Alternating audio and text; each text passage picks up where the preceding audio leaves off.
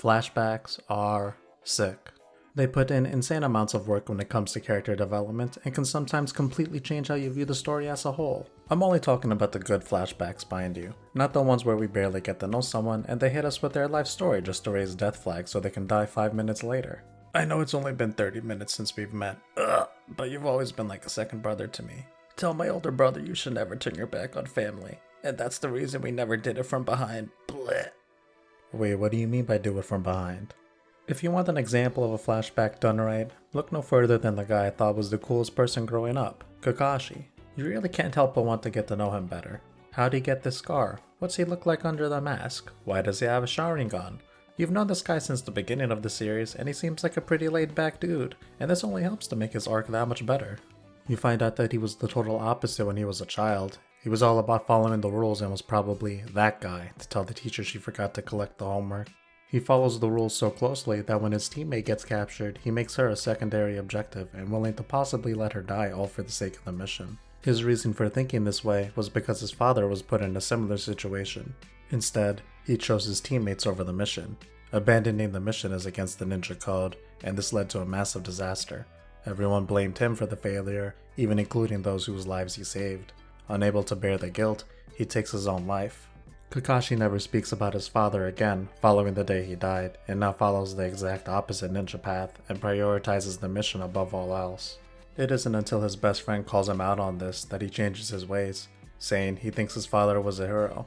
If breaking the rules makes you scum, abandoning your comrades makes you lower than scum. It's also from his best friend that he gets his eye from. He gets crushed by a boulder, and as a parting gift gives him his left eye. He takes his eye and is forced to leave his best friend, never to see him again, as it would be impossible for him to live after having his body crushed by a boulder. It's flashbacks like this that I think are the coolest way to develop a character. I went from thinking Kakashi is the coolest ninja to now seeing him in a completely new, almost sympathetic light. It's this added backstory that made me appreciate him even more, and a huge reason why even 15 years later, he's one of the characters I remember the most about from the series. I always think back on when Kakashi was first introduced. During their graduation exam, Kakashi lets the main trio have a lunch break, but on the condition they are not allowed to feed Naruto. Feeding him would result in immediate failure. It's then revealed that Kakashi has never passed a single student during this test. When he's away, Sasuke and Sakura break the rules and feed Naruto. Kakashi then shows up to tell them they failed, but instead he tells them they pass. And it's here he says, a ninja who breaks the rules is scum, but those who abandon their comrades are lower than scum. Another great example of a fantastic flashback arc, and one of my favorites in recent memory, is Jujutsu Kaisen's flashback arc. This arc does so much for the series, it turns an already great series and elevates it to new heights. Very much similar to Kakashi, Gojo is one of the coolest characters in the series. It might come off as a hot take, but I really had trouble liking him as much as some of the other characters at first. Gojo is super strong, absurdly attractive, and has all the charisma in the world. It feels like despite not being the main character, the whole show revolves around him. Him simply existing drops crime rate. He's a prodigy that only comes once in 100 years. Simply put, he's the greatest sorcerer alive. And that was kind of my problem initially. He's actually too perfect. He reminds me of when I was a child in my playground playing pretend superhero with my friends. I just told my friends, I can't lose and you can't hurt me. I'm simply built different. I have the power of God and anime on my side. At least with Kakashi he loses a bunch of his fights, and some might even consider him to be a jobber throughout the series. But with Gojo that doesn't really happen. I really wanted him to have any form of weakness to make him somewhat more grounded. Like maybe constantly forgetting to bring toilet paper when you use the bathroom, but I'm pretty sure the Infinity covers that too. Kinda like how wizards from Harry Potter would relieve themselves wherever they stood and just make the evidence disappear. I mean, I found myself saying maybe he has a micro penis, but come on, just look at him. He's basically Japanese Mandingo. But that's why I think this arc works so well. When Gojo was a teenager, he was overpowered but not invincible like how he's first introduced. He's beaten by the absolute dilf that is Megami's father, who doesn't even have any supernatural powers. He gets destroyed in his fight and even dies, until managing to revive himself and becoming more like the Gojo we're all used to seeing. But his mission was to escort this girl, and he failed. This arc and Gojo's failure in his mission really helped to make possibly the most overpowered anime character I've ever seen more grounded in this world setting. One of the main villains of the series, Geto, is shrouded in mystery.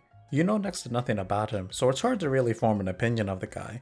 But one thing is for certain, you can tell this guy has been scheming ever since he was first introduced. So it comes as a big surprise to see him and Gojo used to be BFFs. He seems like a very nice guy at first, so you can't help but wonder how such a guy became a villain. It was after him and Gojo were defeated by Tojo, the man who refers to himself as a monkey with no special powers. His defeat and the death of the girl he was meant to protect still haunt him over a year later. He's unable to forgive those who can't use sorcery ever since that day, as it was also these people that ordered the hit of the young girl.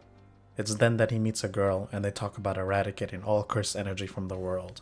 She says sorcerers don't produce any cursed energy, so if the whole world was only sorcerers, there would be no curses left in the world. And it's here Geto replies, "Then why not just kill every non-sorcerer?" Well, I think I know where you were January 6th of this year, sir. It's here where Geto's villain origin story manifests, as shortly after, he goes on a killing spree and decides to create a world of only sorcerers. Some even say that he only has scars on his head because he used to have his Make Jujutsu Great Again hat stitched onto his head. I mean, anyone who'd wake up and say this first thing in the morning is the epitome of evil. Hello, monkeys! That Jujutsu Kaisen arc is a great example of how good flashbacks can be in both storytelling and character development. That being said, yes, there are some really bad ones out there that can essentially kill a character's appeal. Like for example, one of the cooler villains in My Hero Academia had multiple theories surrounding him for years regarding his backstory. And just recently we finally learned more about him and yeah, it happened. His backstory made his stocks plummet, but on the bright side Toka's stocks rose. I think she's pretty cool. I can't end the video without bringing up probably the king of flashbacks, One Piece. I can't even begin to list the amount of great backstories this series has with its characters and how well they work. So I'll talk about my favorite one, Senor Pink.